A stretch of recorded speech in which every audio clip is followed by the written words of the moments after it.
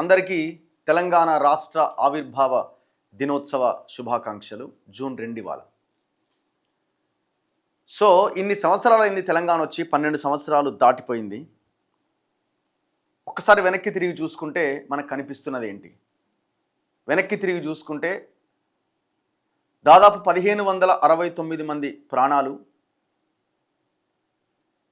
వేలాది మంది త్యాగాలు, వేలాది మంది పోరాటం, ఉద్యమకారుల పోరాటంతో ఈ తెలంగాణ రాష్ట్రం వచ్చింది. సో 12 ఏళ్ల తర్వాత అయినా ఈ తెలంగాణ సెంటిమెంట్ ఉండాల్సిందే. కానీ తెలంగాణ ఉద్యమ ఆకాంక్షలు, తెలంగాణ అమరవీరుల ఆకాంక్షలు నెరవేరి రాష్ట్రం చాలా అద్భుతంగా ముందంజలో ఉండాల్సిన ఈ పరిస్థితుల్లో అవకాశం లేకపోవడం వల్ల జరగలేదు అనుకుంటే ఒకటి, అద్భుతమైన అవకాశాలుండి మిగులు బడ్జెట్తో రాష్ట్రాన్ని ఆనాడు డివైడ్ చేస్తే, మనకి ఆ 16,000 కోట్ల మిగులు బడ్జెట్తో రాష్ట్రాన్ని అప్పగిస్తే, హైదరాబాద్ లాంటి ఒక మహానగరం తెలంగాణ రాష్ట్రం చేతిలో ఉండగా, ఆర్థిక వనరు అన్నమాట ఇది. హైదరాబాద్ అనేది ఒక ఆర్థిక వనరు, ఒక అక్షయ పాత్ర లాంటిది. సో అట్లాంటి హైదరాబాద్, దేశంలోని టాప్ 5 నగరాల్లో ఒకటైన హైదరాబాద్ మనకు ఉండగా ఎందుకు ఇంత దారుణమైన సిచ్యువేషన్లోకి మనం నెట్టివేయబడ్డాం? ప్రజలు ఇది ఆలోచించాలి. ఏముంది, 12 ఏళ్ళు వెనక్కి తిరిగి చూస్తే మళ్ళీ గవే కష్టాలు, గదే పోరాటాలు, అంతకు మించిన కష్టాలు ఎక్కువైపోయినాయి కదా.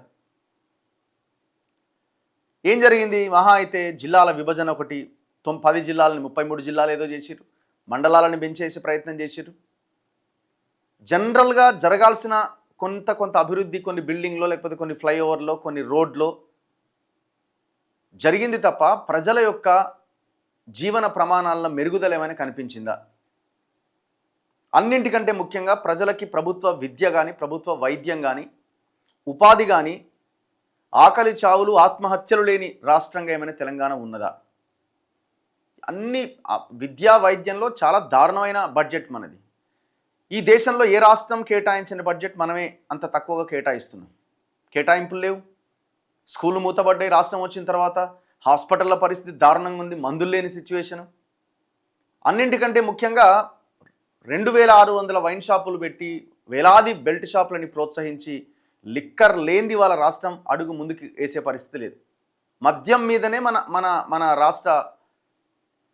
రాష్ట్రం నిలబడుతున్నది. అది తాగక బంద్ చేసినా, వైన్ షాప్లో ఒక 10 రోజులు బంద్ చేసినా రాష్ట్రం కొలాప్స్. ఇప్పుడు జస్ట్ లైక్ అక్కడ హోర్మూజ్ జలసంధి మూసేస్తే ప్రపంచం ఎట్లా అతలాకుతలం అవుతుందో, ఇక్కడ లిక్కర్ బంద్ చేస్తే కథం అయిపోతుంది. దీనికి అక్కడ కండిషన్స్ పెట్టినట్టు ఇక్కడ కూడా కండిషన్స్ పెట్టిన అనుకోండి, రాష్ట్రం కొలాప్స్ అయ్యి. సో ఆ సిచ్యువేషన్కి తీసుకొచ్చారు. ఇది మనం రాష్ట్రం వచ్చిన తర్వాత సాధించుకున్నది. సో ఈ రోజున మనం చాలా గొప్పగా చెప్పాలి. యాక్చువల్గా ఎంత గొప్ప తెలంగాణ, ఎట్లా మనం సాధించుకున్నాము, ఈ సాధించుకొని ఆ ప్రతిఫలాన్ని మనం ఈ రకంగా పొందగలుగుతామని మాట్లాడుకోవాల్సిన ఈ రోజున ప్రజల కష్టాలు, కన్నీళ్ళు, ఈ పాలకుల యొక్క అవినీతి గురించి, వీటి గురించి మనం మాట్లాడుకోవాలి. ఇంకా మనం భవిష్యత్తుకి ఏం బాటలేయాలి, ఏం పోరాటం చేయాలని ఆలోచించాల్సిన పరిస్థితి. మరో పోరాటానికి సిద్ధం అవ్వాలి అని చెప్పాల్సిన దౌర్భాగ్యమైన, దారుణమైన స్థితిలో మనం ఉన్నాం. కానీ ఇంకా మించిపోయింది ఏం లేదు, ప్రజల చేతిలోనే అది ఉన్నది. ఆ ఓటు అనే ఆయుధాన్ని ఉపయోగించి నిజాయితీతో, పైసలు తీసుకోకుండా ఆ ఓటు అనే ఆయుధాన్ని ఉపయోగించి మంచి పాలకులను ఎన్నుకునే ప్రయత్నం చేస్తే మార్పు అనేది సాధ్యమవుతుంది. ఎవడు మంచి పాలకుడు అంటే, ఎవడు అసలు ఫస్ట్ మనం ఆ డబ్బులు తీసుకోకుండా ఓటు వేయాలనే ఆలోచనకనే మనం కనీసం రావాలి కదా. ఎవడో ఒకడు వస్తాడు, నేను మంచి చేద్దాం అనుకుంటున్నాను, నువ్వు అన్ని యాక్సెప్ట్ చేసే సిచ్యువేషన్లో ఉన్నామా? ఫస్ట్ మనకు మనం క్వశ్చన్ చేసుకుందాం, తర్వాత అవతల ఆ పాలకుడి గురించి మాట్లాడదాం. మనం ఆ సిచ్యువేషన్లో లేం కదా. ఎవడన్నా డబ్బులు లేనివాడు వచ్చి పోటీ చేస్తా అంటారా, నువ్వేడ గెలుస్తావరా, నీ దగ్గర పైసలు ఎక్కడివిరా అనే పరిస్థితి వాడిని స్టార్టింగ్లోనే వాడిని కొట్టి అవతల పడేస్తున్నాం కదా. సో ఇప్పటికైనా మనం మేల్కోకపోతే భవిష్యత్తు తరాలు, నీ పిల్లల పిల్లలో వాళ్ళ జీవితాలను మనం తాకట్టు పెట్టిన వాళ్ళం అవుతాం. వాళ్ళ జీవితాలకు మనమే ఉరేసిన వాళ్ళం అవుతాం. సో అందుకే ఇవాళ రాష్ట్ర ఆవిర్భావ దినోత్సవం అని మనం ఇంత పెద్ద జయ జయ హే తెలంగాణ జననీ జయ కేతనం అని ఈ ప్రభుత్వాలు, ఈ నాయకులు, ఈ పాలకులు ఈ రకంగా ప్రజల సొమ్ముతోని ఈ ఫ్లెక్సీలు వేసిరు. ఏం ఉపయోగం ఇవి వేయడం వల్ల? ప్రజలందరికీ తెలంగాణ రాష్ట్ర అవతరణ దినోత్సవ శుభాకాంక్షలు. ప్రగతి పదం, సకల జనహితం, మన ప్రజాప్రభుత్వం. ఎవంది ప్రజాప్రభుత్వం? 10 ఏళ్ళు పరిపాలించిన అనేది ప్రజాప్రభుత్వమా? 2.5 సంవత్సరాలుగా పరిపాలిస్తున్న ఈయనది ప్రజాప్రభుత్వమా? 12.5 సంవత్సరాలు ఏం ఒరిగింది చెప్పండి? ఒక్క ముక్కలో చెప్పాలంటే నథింగ్, జీరో, మైనస్లోకి వెళ్ళిపోయినాం. 25 లక్షల ఎకరాల ప్రభుత్వ భూమి ప్రైవేటు పరమైంది తెలంగాణ వచ్చిన తర్వాత. అంతకుముందు భయానికో భక్తికో వాడిని బెదిరించో ఏదో ఒకటి చేసి అది అట్లా కాపాడుకోగలిగినాం. మన ప్రభుత్వాలను వచ్చిన తర్వాత వానితోనే ములాఖత్ అయిపోయి వానికింత పంచిపెట్టి వీడింత దీని అందరికీ పంచిపెట్టి మొత్తానికి గుల్ల చేసి పెట్టేసారు. సో అందుకే ప్రజలు ఆలోచించాల్సిన అవసరం ఉంది. ఈ రోజున అమరవీరుల త్యాగాలని, వాళ్ళ బలిదానాలని, ఉద్యమకారుల పోరాటాన్ని ఒకసారి మనం గుర్తు చేసుకొని భవిష్యత్తు తెలంగాణ ఎలా ఉండాలో ఒకసారి ఆలోచించాలి. ఈ పాలకులు మారాలి అంటే వీళ్ళు మారరు. వీళ్ళు నాయకులు కాదు కదా. వీళ్ళు ఒక భూతాలు రాక్షసుల్లాగా మన మీద పడి చేస్తున్నారు. మారాల్సింది ఎవరు? మారాల్సింది మనమే కదా. సో ప్రతి సందర్భంలో మనం ప్రజలు అని ప్రజలు కొన్ని సందర్భాల్లో తప్పని పరిస్థితుల్లో ఈ ఎలక్షన్స్ అప్పుడు డబ్బులు తీసుకుంటారని అనుకోవచ్చు. జనరల్గా ఆ ప్రజలని దారుణాతిదారుణమైన సిచ్యువేషన్లోకి నెట్టేసి పాలకులే రాజకీయ నాయకులు ఆ విధంగా చేస్తున్నారు. కానీ మనం చదువుకున్న వాళ్ళం కూడా అదే సిచ్యువేషన్లో ఉన్నాం కదా.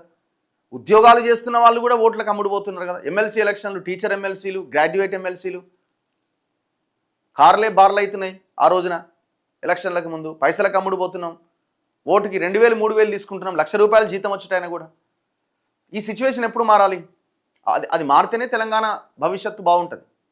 వీళ్ళు మారాలంటే వాళ్ళు ఎందుకు మారుతారు? ఇప్పుడు పోయిన ఆయన అపోజిషన్లో ఉండి నేను మళ్ళీ ఎప్పుడు అధికారంలోకి వస్తా, మళ్ళీ ఎప్పుడు తినాలని ఆయన చూస్తున్నాడు. ఈయన 2.5 ఏళ్ళు అయిపోయింది, ఇంకా 2.5 ఏళ్ళే ఉంది. 2.5 ఏళ్ళు మొత్తం సర్దుకొని పోవాలని ఈయన చూస్తున్నాడు. మరి మనమేం ఆలోచించాలా? సో దయచేసి ప్రజలారా, ఈ రాష్ట్ర అవతరణ దినోత్సవం రోజున భవిష్యత్తుకి బాటలు వేద్దాం. భవిష్యత్తు గురించి ఆలోచిద్దాం. మన పిల్లల భవిష్యత్తు, నెక్స్ట్ జనరేషన్స్ గురించి ఆలోచిద్దాం. యువత ఎక్కువగా దీని మీద ప్రధానంగా ఫోకస్ చేయాల్సిన అవసరం ఉంది. ఇప్పుడు జెన్జీ ట్రెండ్ నడుస్తున్నది. ఆ యూత్ ఎక్కువగా ఆలోచించాల్సిన అవసరం ఉన్నది. సో అందరికీ రాష్ట్ర అవతరణ దినోత్సవ శుభాకాంక్షలు. మన తెలుగు వెలుగు గురించి మరోసారి థ్యాంక్ యూ. చలో, ఇవాళ న్యూస్ పేపర్స్లో పబ్లిక్ రియాక్షన్.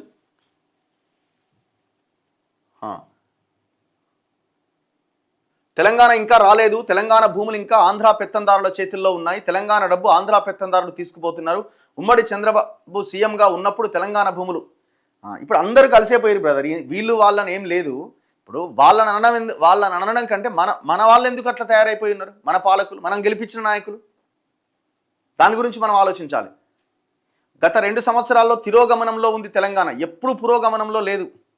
కొత్తగా ఇప్పుడు తిరోగమనం అని మనం మాట్లాడుకోవాల్సిన అవసరం లే. ఆన్ ఫస్ట్ డే కేసీఆర్ అధికారంలోకి వచ్చినప్పటి నుంచి ఇప్పుడు రేవంత్ రెడ్డి ముఖ్యమంత్రిగా ఉన్నంత వరకు అందరూ కలిసే ఉన్నాయి. పార్టీలో అన్ని పార్టీలు కలిసే ఉన్నాయి. రఘు తమ్ముడు మీరు జాగ్రత్త, అధికారం కోసం ఏమైనా చేస్తారు. ఇప్పుడు అన్నీ అనుకునే అడుగు ముందుకేస్తున్నాం. పులి మీద స్వారీ లాంటిది. మళ్ళీ దిగడము, వెనక్కి తిరిగి చూడడము ఇలాంటివి ఉండవు. సింపుల్ ముందుకెళ్ళడమే. ఇక ఏం చేస్తారు ఏంటి అన్నది అది వాళ్ళ చేతిలో ఉంటుంది. మనం మాట్లాడకుండా ఉంటే మనల్ని చేస్తారు. ప్రజలు మన పని పడతారు. సో ప్రజలు మన పని పట్టాలి అన్న ఆలోచన కంటే నాకు శత్రువు చేతిలో ఏదైనా అయినా పర్లేదని అనుకునేటువంటి ఆలోచనతో నేనున్నా. ఏం ఇబ్బంది లేదు, కానివ్వండి. రఘు గారు ఏంది తెలంగాణ ఆవిర్భావ దినోత్సవ శుభాకాంక్షలు అన్న. జాబ్ క్యాలెండర్ ఎట్టిపోయింది. మనం మళ్ళీ ఇప్పుడు నీళ్లు, నిధులు, నియామకాలు 2014లో 14 దాకా తెలంగాణ రాకముందు వరకు నినాదం. ఆ నియామకాలు అన్న నినాదం ఇప్పటికీ ఉంది కదా. ఉద్యోగాలు ఏవి, జాబ్ క్యాలెండర్ ఏది, ఇంకేదని. నీళ్ళది అట్లనే ఉన్నది కదా, నిధులది అట్లనే ఉన్నది కదా. ఏ నినాదం ఫుల్ఫిల్ అయింది? ప్రజాపాలన రావాలి.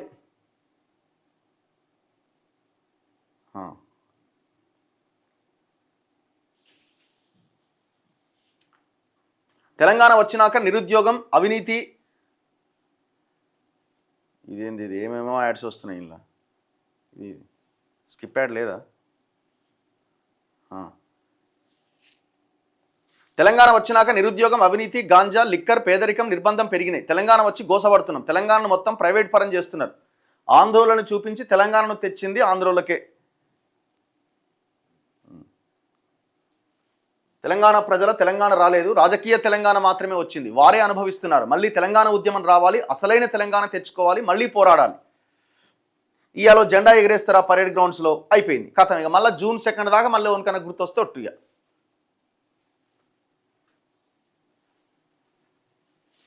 తెలంగాణలో చీడపురుగులట.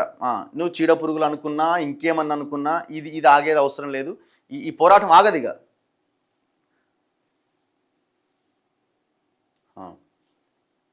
రఘువన్న, తెలంగాణ ఆవిర్భావ దినోత్సవం శుభాకాంక్షలు. ఒక్క పైసా ఇవ్వని ఏం పిక్కుంటారో పిక్కోండి అన్న కిరణ్ కుమార్ రెడ్డిని తరిమిన నేల కదా మనది.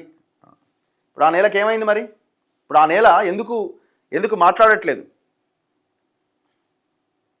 2014లో రాష్ట్ర అప్పులు సుమారు 72,658 కోట్ల వద్ద ఉంటే 2023 నాటికి మొత్తం 5 లక్షల కోట్లకు పైగా వెళ్ళాయని వైట్ పేపర్లో నివేదికలు పేర్కొన్నాయి. ఎవరికి లబ్ధి చెందిందో మీకు తెలుసు. అందరు తిన్నారు. సిండికేట్ పార్టీలు పోవాలి. ఇప్పుడున్నాయన్నీ సిండికేట్ పార్టీలే. ఇక్కడ బంగ్లాదేశ్ తరహా తిరుగుబాటు జరుగుతుంది, అది అక్షర సత్యం అట. జరగాల్సిన అవసరం ఉందని అయితే నాకు అనిపిస్తున్నది. చంద్రబాబు ముఖ్యమంత్రిగా ఉన్నప్పుడు ఆంధ్ర పెత్తందారులకు బినామీ ఆస్తులు, చెరువులు, గుట్టలు, భూములు పట్టా చేసిండు. వాళ్ళు చేసిన దానికంటే 1000 రెట్లు చేసిరు మన పాలకులు వచ్చిన తర్వాత. కేసీఆర్ గవర్నమెంట్ అయినా, ఇప్పుడు ఈ గవర్నమెంట్ అయినా. రఘు గారు, మీరు పవన్ కళ్యాణ్ భూమి విషయంలో చేస్తున్నది 100% కరెక్ట్ అనే మేము ముందుకెళ్తున్నాం. మేము ఎక్కడ ఆగలేదు కదా. నిన్న గ్రౌండ్కి కూడా వెళ్ళి చూపించే ప్రయత్నం చేసినాం.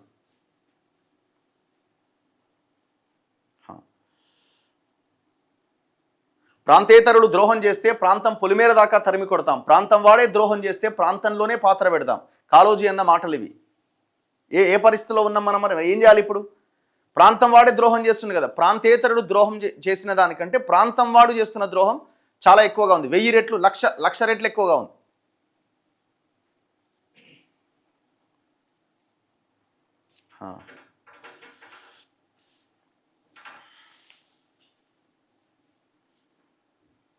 సత్యవతి అలియాస్ మంగ్లీ కేసు ఏమైంది? ఇప్పుడు నేను ఎందుకు చదువుతలే నాకు కామెంట్ అంటే, ఇప్పుడు తెలంగాణ ఆవిర్భావ దినోత్సవం గురించి మాట్లాడుతున్నాం కాబట్టి ఆ కామెంట్ చదవట్లేదు. ఆ కేసు ఏం అయిపోలేదు, ఇంకా మిగిలే ఉన్నది. బాధితులు ఎప్పుడైతే మళ్ళీ వాళ్ళు బయటకు వస్తారో, వాళ్ళు కేసు పెట్టడం కానీ ఇంకోటి చేస్తారో, మళ్ళీ అది తెర మీదకి వస్తుంది. అన్న, తెలంగాణ రక్షణ వేదిక తరఫున శుభాకాంక్షలు. ధన్యవాదాలు మీకు కూడా. ఎన్టీఆర్ స్టాచ్యూ అవసరమా? గద్దర్ స్టాచ్యూ ఎందుకు పెట్టలే? అదే కదా, ఇప్పుడు ఒక్క తెలంగాణ మహానుభావుడి విగ్రహం పెట్టలేదు రేవంత్ రెడ్డి, కానీ ఎన్టీఆర్ విగ్రహం పెట్టిండు, అంతకుముందు బాలసుబ్రహ్మణ్యం విగ్రహం పెట్టిండు, అంతకుముందు రోషయ్య విగ్రహం పెట్టిండు. ఇంకెంతమంది పెడతాడో ఇట్లే వదిలేస్తే ఇంకెంతమంది విగ్రహాలు పెడతాడో, ఇంకెన్ని చూడాలను. తాగుదాం ఊగుదాం, అట్లే ఉంది మన పరిస్థితి. తాగుదాం ఊగుదాం. భౌగోళికంగా మాత్రమే తెలంగాణ ఏర్పడింది. సామాజిక తెలంగాణ కావాలి. త్యాగాలు బహుజన వర్గాలవి, రాజభోగాలు ఆధిపత్య వర్గాలవి. ఓ బహుజన మేలుకో, నీ రాజ్యాన్ని ఏలుకు. అన్నింట్లో ఆధిపత్య వర్గాలే. తెలంగాణలో నీ స్థానం ఎక్కడ? వాస్తవం ఇది కూడా.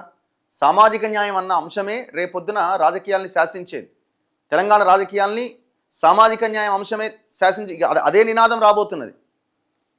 90% పైన ఉన్న ఎస్సీ, ఎస్టీ, బీసీ, మైనార్టీ వర్గాల మన వీళ్ళు ఎక్కడున్నారు? పేదలు. మిగతా వర్గాలు ఎక్కడున్నాయి? వాళ్ళు ఏ పరిస్థితిలో ఉండి రాజ్యాధికారంలో ఉన్నారు? ఆలోచించాలా. ఇది ఆలోచించకపోతే కష్టం.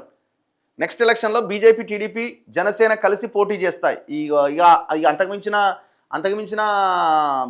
బీజేపీ నాకు నేనుగా పాతాళానికి తొక్కబడతానని నిర్ణయం తీసుకుంటే ఎవడేం చేయగలుగుతాడు? ఇక వాళ్ళ చరిత్రలో వాళ్ళ పార్టీ మర్చిపోవాలి. తెలంగాణలో మహబాద్ రిపీట్ కావాలన్నట.